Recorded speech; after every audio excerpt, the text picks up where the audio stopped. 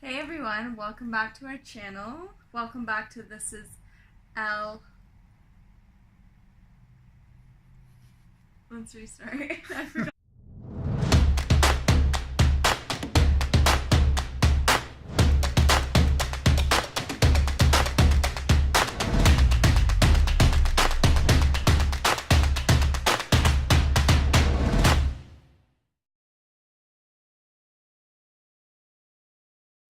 Hey everyone, welcome back to This is L and E. I'm Linda.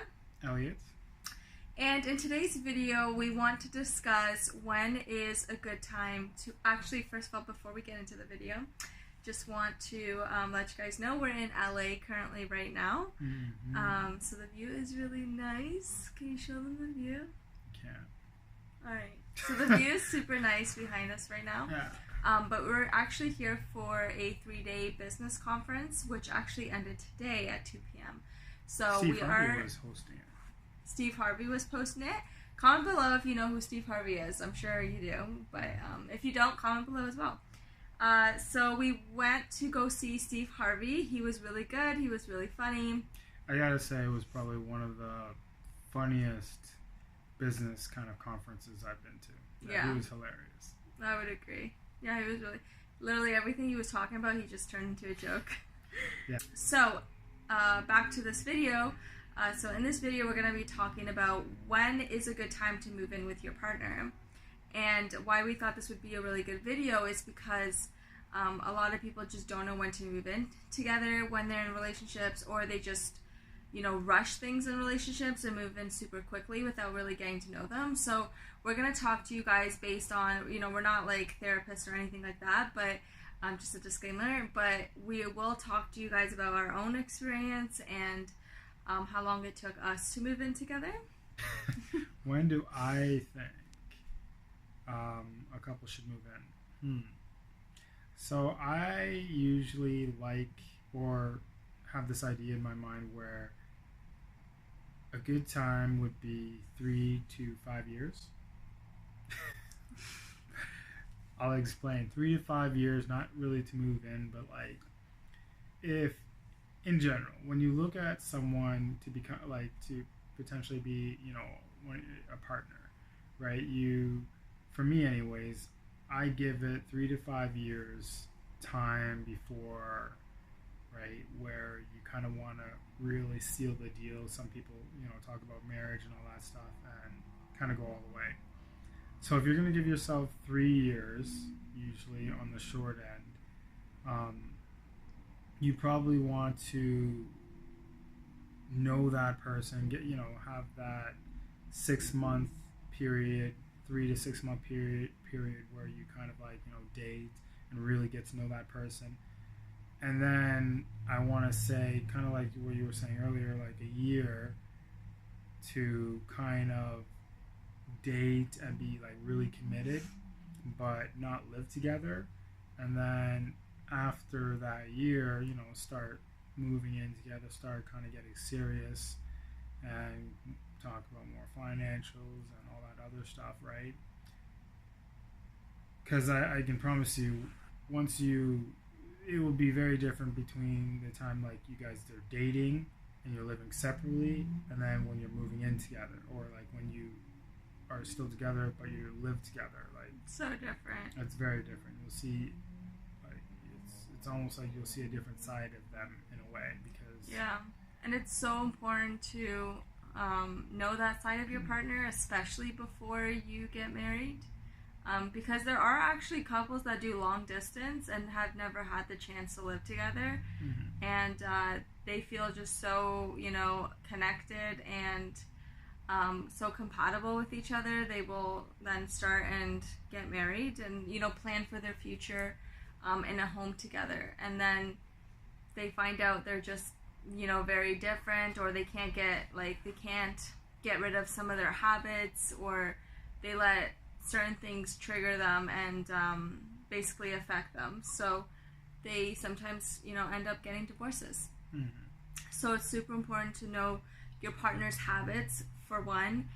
For two, if you can even handle those habits, or even just talk to your partner about the habits too that they have, because they might be habits that they don't even probably want. So if there's another person, noticing those habits, because sometimes everyone doesn't notice, like, sometimes of the habits that we do on a daily basis. But if someone else points them out to you, especially your partner that's living with you, maybe you can be more self-aware to not do them as much if they're unhealthy for you, because obviously your partner should give you positive criticism at all times. Definitely important to move in together first before getting to marriage. But I agree. So for us, personal experience, we actually were friends for a whole year. So we actually got to know each other for a whole year. And before we even started dating. And then when we started dating, we kind of already knew each other for a whole year. We knew what we wanted in life. We knew, our core values, and just kind of, had an idea of what our future was going to look like individually. And it did match up, but we never talked about it together as a couple because we were just getting to know each other at that point in time. For a whole year, we were just friends. And then when we started to get more serious and we got into a relationship, then we really started to ask more personal questions, deeper personal questions. And that went on for about 6 months, getting to know each other. And we just found that we had very similar, values, and we were looking for the same thing as well, like similar things in the future. And we just found out we were pretty compatible. So then we just decided to move in to see if we can handle each other. So I also want to touch upon, I think it's also based on the situation as well, because I understand that some people get together and they're, much older, and maybe they're in their late 30s, early 40s, and they've been on dates before. Maybe they came out of a long-term relationship, and you meet someone that you just really click with. They have their life together, and in some situations things move a little bit faster. In those situations, I tend to kind of believe where if both of you guys are on board and both of you guys feel like it makes sense to move in a little bit earlier, before a year, then try it out. Obviously, don't cut everything off where especially even for both the female and the male, where you're dependent on you're dependent on both of each other, like financially, where if it doesn't work out, you technically can't live on your own again, right? Mm-hmm. So yeah, you can go through the dating phase, and if things are going great and you want to move in earlier, do it.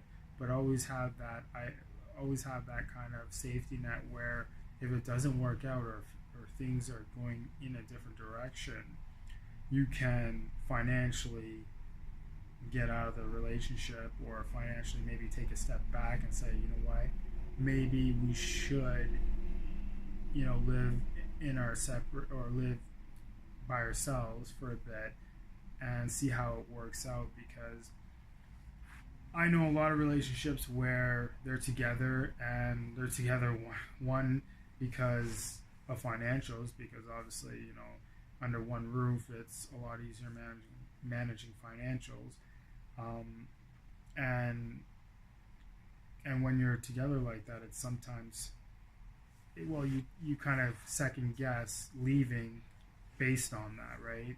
You don't want to put yourself in a position where you're just staying there because you can financially support kind of the lifestyle, or you're getting into a relationship, or you want them to move in or you want your partner to move in with you based on having that double income. Mm-hmm. I guess that's what I'm trying to say. So always at the end of the day, have like some kind of, not so much like a backup plan, but like a security plan, where worst case, obviously you hope for the best, but you also want to plan for the worst, just in case, so you're not like screwed. right? Yeah. Not like, you know, things take a turn and then you're stuck, right? Because it happens. Like, you know, you think everything is going well, and your partner 6 months in, 8 months in, cheats on you. Are you gonna still like live with them, him or her, right? Like, you obviously need to move on from that, and you don't want to be in a position where you financially can't move on, and you have to live with them for the next 4 months, right? So, just if that's one of the points I would like to. I personally had an experience several years ago where I kind of rushed into that process, and let's just say everything was going well for maybe a month or two, and then things just went so downhill. And I had other reasons to move that girlfriend at the time in, and it was one because of where she was living at the time was just a very toxic environment, and you know, it's just, you know, I just had kind of different views on what I wanted back then. I was kind of confused, but long story short, moved in, went well for like a month, and then started going downhill. But it was very uncomfortable because I knew it wasn't gonna work, but she was still in that, like, and it was the house I bought, right? So she was still living there, and I'm just like, oh boy, this doesn't feel great, and I don't have like a backup plan to like get her out. And it ended up happening, right? But like, it was such a hassle, right? So it's just, that's why I kind of really want to touch up on just the fact that you always have to have a plan on, if it doesn't work out, like what's gonna happen, because people don't think of that stuff. People always think about, you know, the best case scenario, and yeah, you want to think about that, but you also want to think about like, what if it doesn't work out, right? And it's just a good way to go about life, just in that, you know, my opinion. Yeah, for sure. No, it's definitely a good something to always keep in mind when you're in a relationship. But yeah, that's kind of what we think, and take it or leave it. Care less. Take it or leave it, I guess. No, but we do hope that you take it with a grain of salt and really think about that. Think about the tips that we've just shared in this video. Hopefully it's helped you in some way. Hopefully it's helped you in your current situation to kind of make that decision for yourself. Hopefully you liked this video and enjoyed watching. We enjoyed making it. Yeah, and I do care. Just it was a joke. You'll find he's a jokester, this one. Alright guys, so that's the end of this video. Give it a huge thumbs up if you liked it. Comment, share, and subscribe as well for more future videos. And yeah, we'll see you in our next video. Bye.